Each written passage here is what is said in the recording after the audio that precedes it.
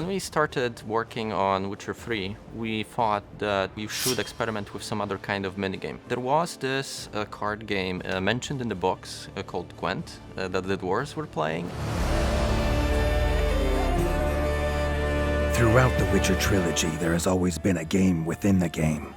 But The Witcher 3 introduced an original game called Gwent. Inspired by collectible card games, this turn-based game of strategy and chance quickly resonated with players. We actually got a lot of messages from our fans, both to the tech support and comments on YouTube, on Facebook, for Gwent to become a standalone game. They liked it so much within The Witcher that they wanted to play more of it. And we thought, yeah, let's do it, let's try it out. From its debut in the taverns of The Witcher 3, it proved popular enough to warrant its own standalone multiplayer game. Gwent, the Witcher card game. That was a good game. Yeah.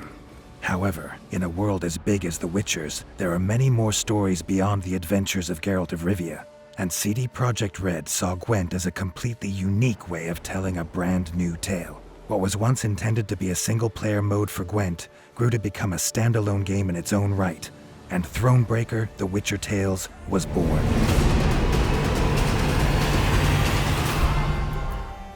Thronebreaker is a RPG game set in the Witcher universe that utilizes card game mechanics to show battles. But of course it still has difficult choices with consequences, interesting characters, and grim and gritty stories.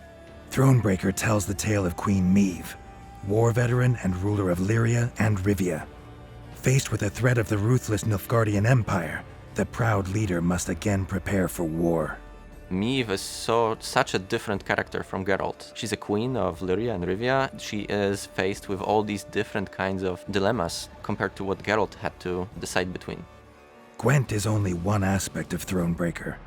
When Meve isn't battling, she's exploring a painterly world of diverse locations, conversing with a wide cast of new and familiar characters, and recruiting new units for the war ahead.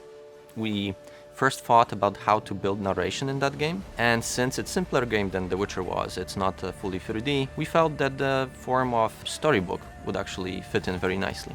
What Thronebreaker shares in common with The Witcher is a sense of genuine consequence. As a queen, Meve's decisions are judged by her subjects and her soldiers, which can completely change the way she is perceived as a ruler.